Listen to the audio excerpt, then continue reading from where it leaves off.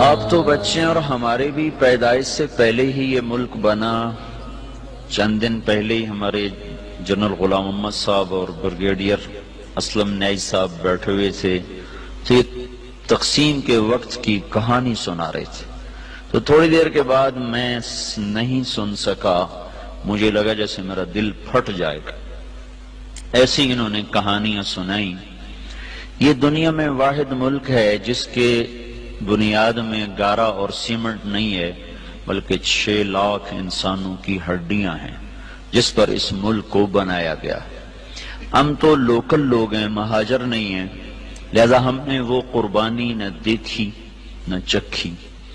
میرے والد صاحب کے ایک دوست تھے، وہ مہاجر تھے جالندھر کے. وہ کبھی کبھی ہمارے ڈیرے میں آیا کرتے تھے، بات کرتے تھے. تو ایک دن میں بھی بیٹھا تھا اور وہ یہ بات کر رہے تھے کہ جالندھر سے میرا جب ہم نکلے ہیں پارٹیشن پر تو میرا سارا خاندان کٹ گیا، اکیلی جان لے کر نکلا. اور تھوڑی چھوٹی سی عمر بھی زیادہ نہیں تھی. تو دن میں چھپتا تھا کماد کے کھیت میں. اگست میں کماد اچھا خاصا بڑا ہو جاتا ہے. اور رات کو پھر میں سفر کرتا تھا اور مجھے کچھ پتہ نہیں میں کہاں جا رہا ہوں، میری کیا منزل ہے. مجھے صرف ایک فکر تھا کہ میں سکھوں کی تلوار سے بچ جاؤں. لہذا چلتے چلتے چلتے دریائے ستلج پہ پہنچ گیا. دریائے ستلج اس وقت میں جیتا جاگتا دریا تھا. اب تو وہ سو گیا بیچارہ کب کا. ہم تو اس کی ریت ہی دیکھ پائے، اس کی طغیانیت تو کبھی دیکھی کوئی نہ. یہ بہت بڑا دریا تھا. تو کہنے لگے میں ستلج پر پہنچا تو آگے پانی کی موت تھی، پیچھے تلوار کی موت تھی. تو میں نے کہا سکھوں کے ہاتھوں مرنے سے بہتر ہے میں پانی کی نظر ہو جاؤں. تیرنا آتا نہیں تھا. کہنے لگے ایک لکڑی اٹھائی، ایک لکڑی مل گئی، لکڑی اٹھائی اور پانی میں ڈالی. میں کہا یا اللہ زندگی ہے تو پار لگا دے. ادھر پاکستان شروع ہو رہا تھا.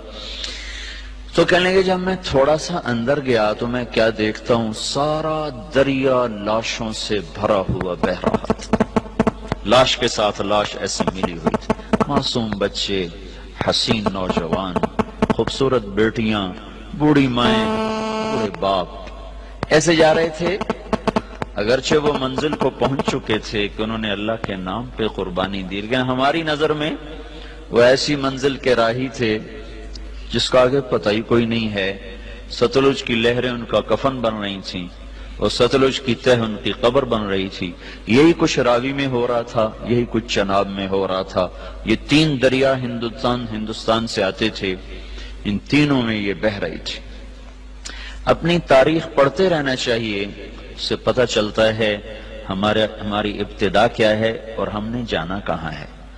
بدقسمتی ایسی ہوئی میرے عزیزو کہ اس ملک کو نا اتنی اللہ نے دولت سے نوازا ہے کہ آپ اور ہم اندازہ ہی نہیں کر سکتے. میں مکہ میں تھا، مجھے ایک جیولوجسٹ ملا. وہ کہنے لگا میں اپنے علم کی بنیاد پر کہتا ہوں کہ پاکستان جیسی زمین پوری دنیا میں کسی کے پاس کوئی. اس کو صرف ایک کینسر لگا، وہ بددیانتی کا، خیانت کا، چور بازاری کا اس کو کینسر لگا. اگر یہ اس ملک میں نہ ہوتا تو یہ دنیا میں جنت کا ٹکڑا ہوتا. اور اس ملک کو میرے عزیزو جو لوٹا ہے نا، وہ ان پڑھوں نے نہیں لوٹا، زمینداروں نے، تاجروں نے نہیں لوٹا، بڑے ہائی کلاس پڑھے لکھے لوگوں نے اس کو لوٹا ہے. چونکہ انہوں نے ڈگریاں تو حاصل کی پر انسانیت نہ سیکھ پائے. تو اتنی بڑی قربانیاں ہوئیں اور ہم تو میرے عزیزوں کانٹے ہی چننے والے رہ گئے. بہار دیکھی نہیں اس ملک نے. چند مخلص لوگ نہ ہوتے تو اب تک یہ ملک بک چکا ہوتا یا ہندوستان کے قبضے میں جا چکا ہوتا.